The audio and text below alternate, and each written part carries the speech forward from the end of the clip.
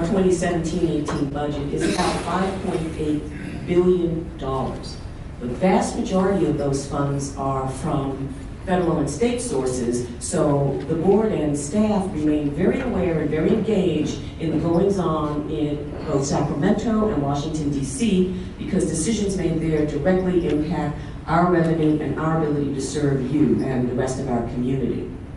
The board had about $585 million of discretionary general fund to allocate in 2017-18, and I can tell you that about 48% of that went to law and justice.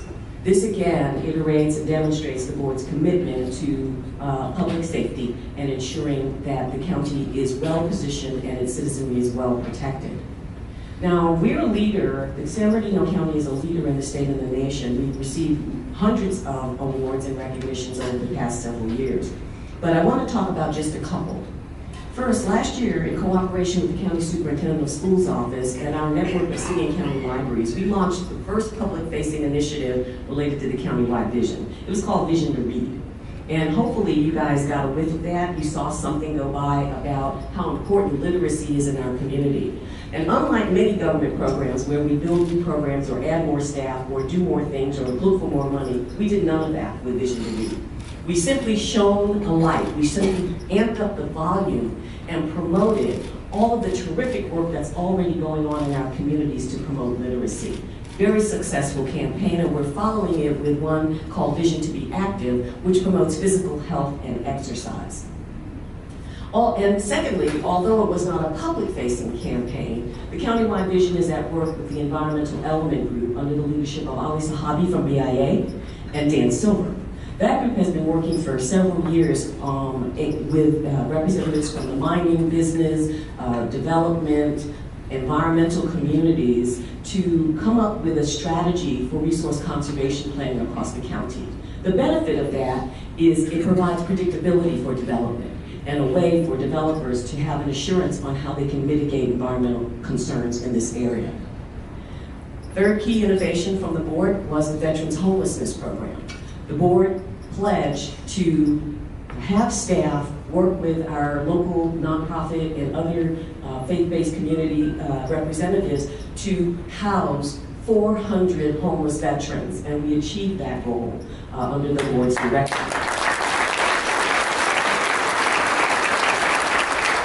It was an innovative approach that really just had us knocking down impediments, and we are now applying that model to another population of the homeless. And finally, I would be remiss if I didn't mention the collaboration and cooperation that we all experienced during the Blue Cut Fight last year. As usual, our cities, our partners, and our nonprofit partners stepped up and mobilized to assist with shelter, transportation, and other features for the residents. And in the aftermath of the fire, your County Board of Supervisors identified an opportunity to help mitigate the cost for asbestos surveys on the affected properties, and they also directed our CDBG, our Community Development Block Grant Program, to make funds available to help the property owners with no interest loans for demolition and rebuilding of their properties. So when I say that it's been a real pleasure working under the guidance and leadership of this board and the kinds of policy decisions that they're making to benefit this community, I hope that provides a little bit of insight about that. In our county, we have about 410,000 students under 33 school districts. We also have 39 charter schools, and through our school system, we're providing some great educational opportunities for students, particularly out here in the high desert. You know, this is our 4th year of local control funding. So it was supposed to take 8 years to fully fund the model, and we're almost 100% there in 4 years. And what that's allowed school board members and superintendents to do is to utilize those funds any way they want for their local priorities. So we strongly support local control at the district level. We have superintendents in this room today that are making some outstanding decisions and focusing on student growth, particularly getting them ready for college and career opportunities. You know, the accountability system for that model just was unleashed 3 or 4 months ago. And under this new accountability system, districts are really focused on key areas, not just academics, but also what's the plan the day after graduation. And so we've seen in our county a continual increase in grad rates. Right now, we're at a record high, 82.6% for the San Bernardino County for graduation rates. And out here in the high desert, it's over 90% at several of our districts. And we've also focused on meeting what many of you know are the A through G course requirements. Those are the courses that you have to pass if you want to be eligible to attend Cal State or UC system. Statewide, it's about 33% average. And our districts are going higher and higher because they put emphasis on that. And one of the programs that has increased substantially, including out here in the high desert, is AVID. Some of you have heard about it, Advancement via Individual Determination. So while you have a third of the students statewide meeting A through G requirements, if you've gone through an AVID program, the percentage for A through G completion is 96% eligible. So it's incredible. And we have districts like Victor L. that are bringing that program down to the elementary level to get students prepared at the earliest levels so they can be successful as they move through middle and high school. All of the data for the accountability system is going to be launched on our open data portal that will be available this October. And it's going to cover all of the elements for the state indicators, but also have the elements for our Cradle to Career Roadmap. Dena Smith mentioned that earlier because the Cradle to Career is what districts have adopted for student success from 0 to 5, K-12, and post-secondary, not just from academics, but also social-emotional. Because we have about 70% of our students that come from poverty in our county, and we need to support them in other areas, especially through counseling and other guidance that they need. And that's what we're focused on. And I have to mention that when we talk about college and career, districts have accelerated their pathways at high schools. And so those pathways incorporate those STEM areas, so students not only understand the content, but it's tied to industry. And it's the industry where the jobs are going to be, including health, advanced manufacturing, IT.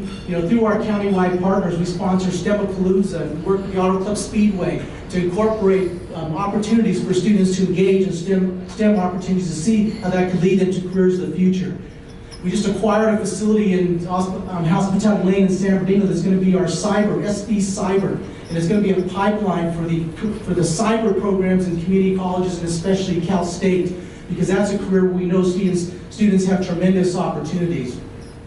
One of the things that's happening are the opportunities that are available to the developers or entrepreneurs in the office in this gathering here is, unfortunately, it's one of the jobs that I would say one of the most difficult ones is actually conducting the tax sale of defaulted properties that have been defaulted for more than 5 years.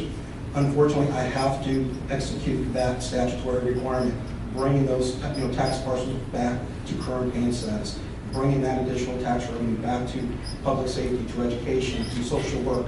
So again, last year during our May tax sale and also our August tax sale, we actually offered various parcels. I mean, we have different types. We have timeshares, group parcels, commercial properties. We have tentative tract maps. Those are tracts that are actually ready to build. We actually tried to sell 2 properties near the Victor Valley Mall.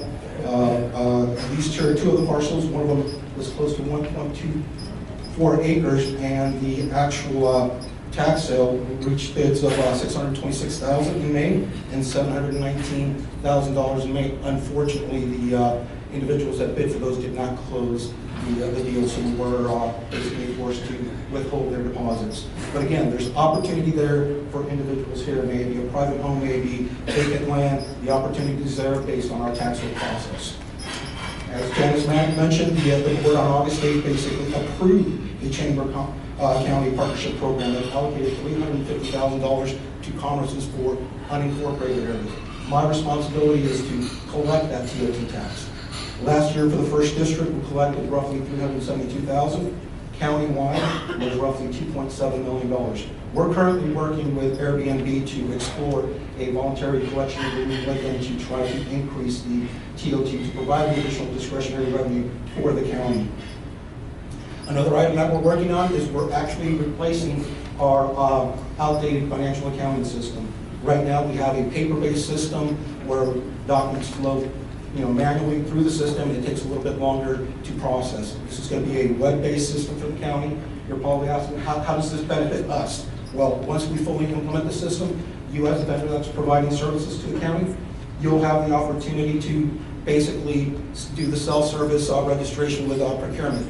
That way, your vendor information will be available in the system. You'll be able to receive RFPs for any type of proposals that we're releasing, and also submit your proposals electronically and go through the review process, and of course going forward for final approval. So those are just some of the things that the system is going to provide.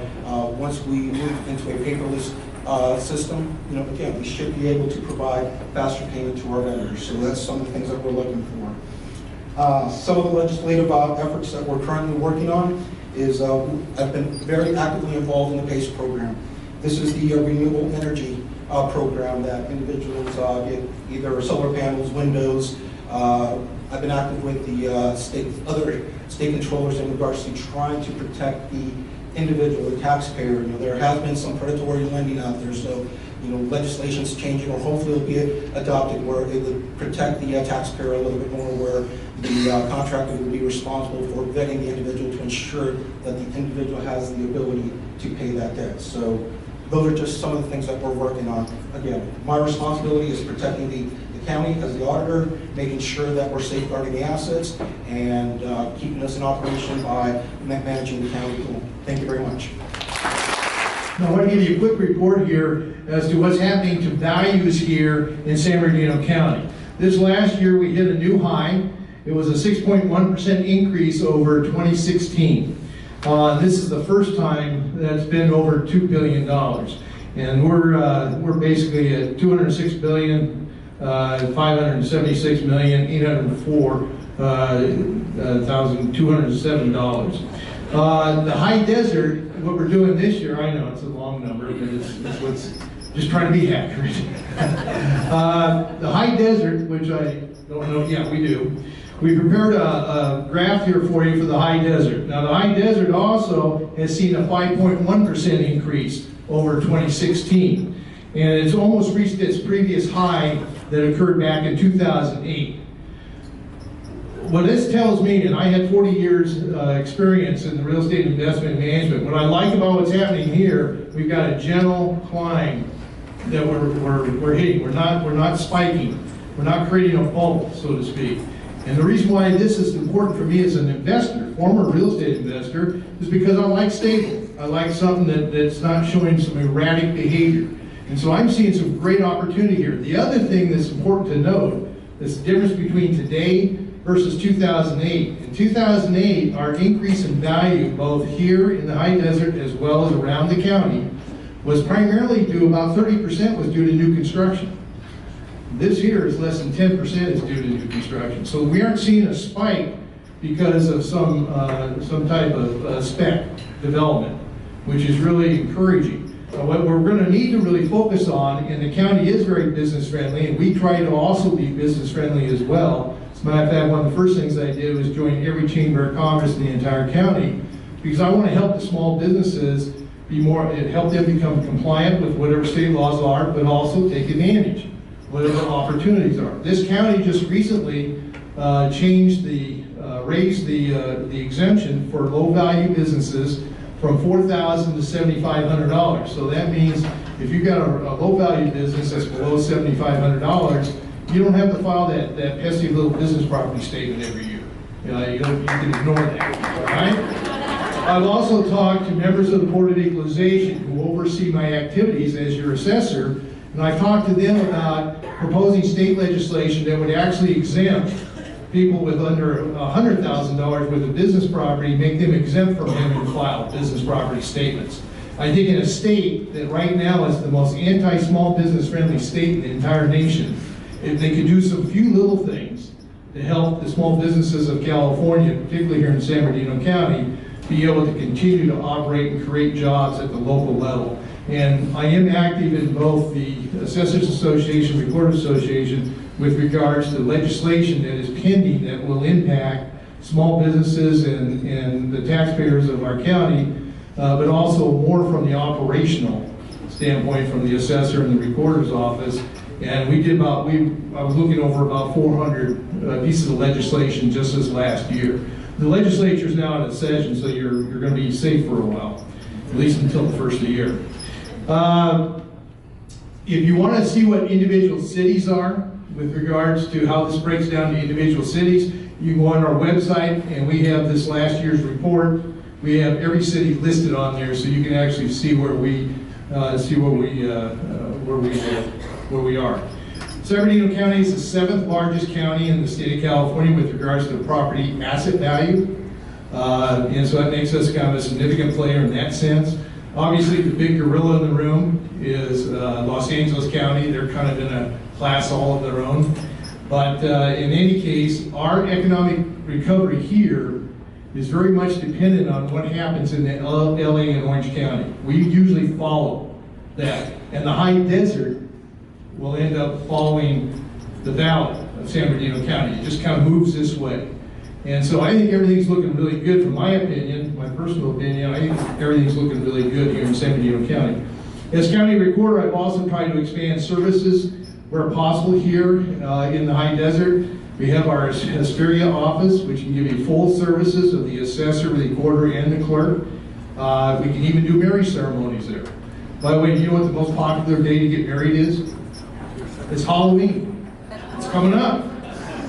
And we have no appointment necessary Thursdays in Hesperia. And I couldn't believe it. It's one of the busiest days we have at the recorder's office is no appointment Thursdays.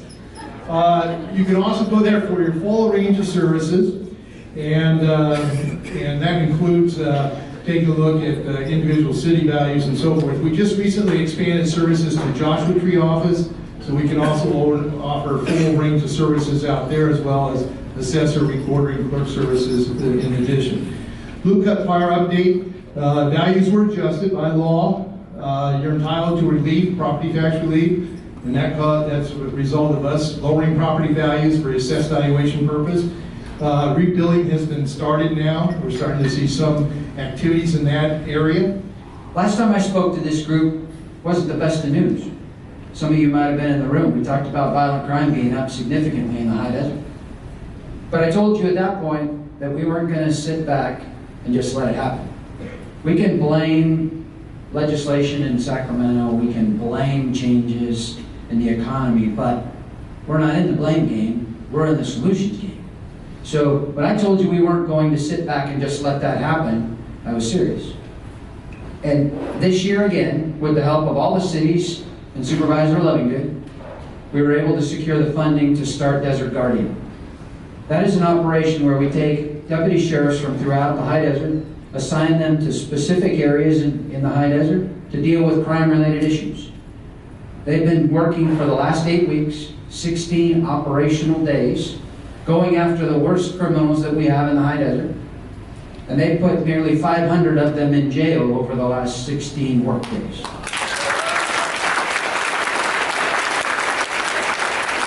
We've taken nearly 20 illegal guns off the street, identified 70 new gang members, and making sure that those folks know we're not going anywhere.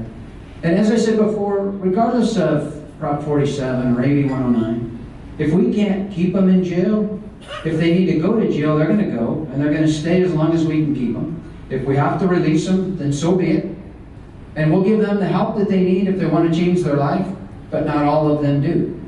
And those gang members are the ones that we need to target, because if we go after them, we're going to find the guns, we're going to find the narcotics. And you know what, Prop 47, possession of narcotics is now a misdemeanor if you're in possession for personal use. But you'll find all of that if you go after the gang members. And those are the ones that you read about in the paper that go back and shoot those clerks at the AM/PM. Those that go over there because they got mad on a beer run and that staff at the store gave them a hard time, they go back with a gun. And when you see the video at some point, because I've seen it, and once the case is over, you'll get a chance to see it, these folks are ruthless. Walk into that store and just shoot those 2 clerks for no reason because they were mad is all. Those are gang members that are not from this area, that have settled in this area, and we need to keep the pressure on those.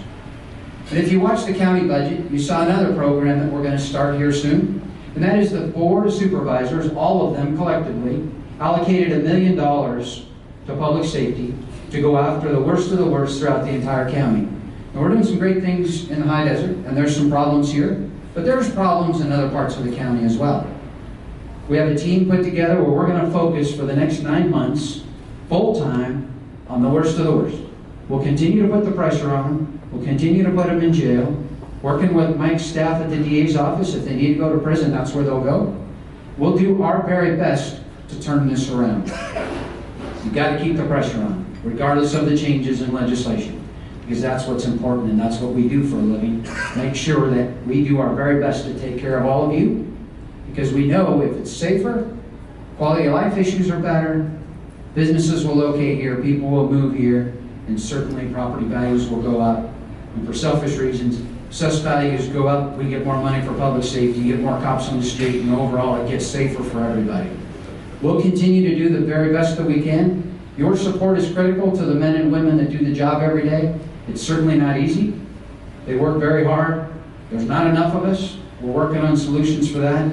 And as the economy gets better, we'll be able to afford more deputy sheriffs. But until then, we'll keep doing the very best that we can to take care of each and every one of you. And thank you for your continued support of all of us. You all know that you are an economic corridor. You all know that you are growing by leaps and bounds. And that it is through that growth that you become that self-sustaining, independent community that we know and call the High Desert.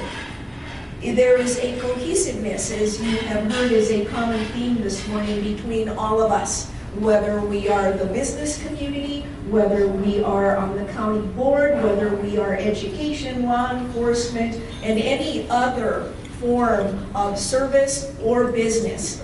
We must learn about each other. We must get better at identifying the working dots, if you will, and bringing each of us together in order not only through familiarity, but to build the kind of relationships that ultimately lead to having better delivery of services, whatever they may be. When it comes to business and business owners, it is imperative that you know who is the driver, what is attracting that consumer, that customer base that ultimately will make you the money, that will pay the bills and make you a profit. That's what we're all about in different facets, in different realms, but ultimately that is what we are all doing. We work together, the five of us, to be able to look at our finances, look at our budget, and try to balance on a daily basis how we spend your money, how we are better able to provide services in an effective and efficient manner. It is important that we all realize the critical role that we play. And I think it's beautiful that we get to come out and stand before you, mingle with you this morning, and become part of this whole effort in order for us to meet the demands of tomorrow. It may sound a bit cliche-ish, but I'll tell you what, making money is what makes the world turn. I would love to say it was love. I'd like to say it was happiness. But you know what? Love don't pay the bills, honey. All right? And so we've got to be realistic. That's right. And we have to make ourselves that big, huge economic engine that we keep talking about, and we need to do this together. And so I am proud to be able to serve on the San Bernardino County Board of Supervisors. And yes, this is my last term. I will be leaving the county board with God's grace in the year 2020. And you all need to know that one of my primary intentions is to leave as best an organization that is already cemented to work for the future behind. I need to do this in order to enable my colleagues. I also want to say that education is in the house. We've got San Bernardino County Superintendent of Schools, Ted Alejandre. We are working together to ensure that we promote and that we bring about an educated workforce, ladies and gentlemen, because ultimately it is that educated workforce that will bring light blue collar, light green collar, and more white collar employees, and we need that. We work with law enforcement, the district attorney, we have our county assessor here, we have our county auditor, controller, treasurer, tax collector here. We must be able to recognize those diverse roles we play, bring them all together, and be able to deliver better services for you, every one of you, and our children. And for this, I thank you. Keep us in prayer that we do a good job, that God grants us wisdom, that He opens the way for us, that we may serve you to the best of our ability. Thank you. Hey, knocked it out of the park, great job. This is our 5th year, we'll come back for the 6th. To the city and our partners that are here, look folks, the best opportunities are in front of us. We have the challenges, but I can tell you, Mike and I had lunch yesterday with Burtech. I say that, look, there's great, great opportunities in front of that. I would be amiss to say a couple things. My wife is here, Melanie, please, to say that, who graciously sacrificed 5 years of putting up with me for sleepless nights occasionally. And thank you, dear. And when they said, well, so Carlos from CMEX, I'm pointing out Carlos for one reason, Sheriff. Please, if you would, let me share some with you folks. Hurricane Harvey, okay? Houston. CMEX's North American location. This plant here is their flagship in North America. They're headquartered in Monterrey, Mexico. But what I'm saying is they're a tremendous asset, a huge employer. They literally have people coming back and forth from Houston all the time. And any way that we can help, Carlos, in any way, please let us know at the county, because you're a tremendous employer and a great asset to the county. And I want to thank you, and please, our heartfelt thanks to those in Houston. We know many of your friends there, so thank you. And folks, any way we can help. So, I've got to highlight a couple things real quick. One, the technical training is something that you don't see. Also, who knows where Molly Core or Mountain Pass Mine is? Raise your hand. Ever go to Las Vegas yet? It's the place on the left, you can't miss, a big thing. The leadership within the county, there was bankruptcy there. And what the county was faced with, and I see Jim Cox shaking his head, there was a huge potential liable cleanup issue there if we didn't get that property sold. And with the land use department, and with Gina and Tom, and a gentleman by the name of George Kinline, they found a new buyer. They said probably national, international, but they took that liability, which could have been to the taxpayers, $250 million. And they were able to transfer that and secure that. And those are things that from day to day you don't hear. But that's a liability that was avoided to the citizens of San Bernardino County. Land use did a great job. And I said it, knocked it out. These are the things that you don't get to hear we do. Some of the other highlights, we're doing water adjudication. Robert, that's up in Trona, Inyo, and Kern County. And those that remember our adjudication here, it's kind of a prolonged opportunity. You don't get to hear a lot about that. But Richard and folks with Mike, MWA, they certainly know about that. So we have a lot of opportunities that happen within the county that you don't see. I'm saying you got great resources that are helping me work through that. So again, I want to thank everybody for coming out. Have a great week, and we'll see you next year. So thanks again.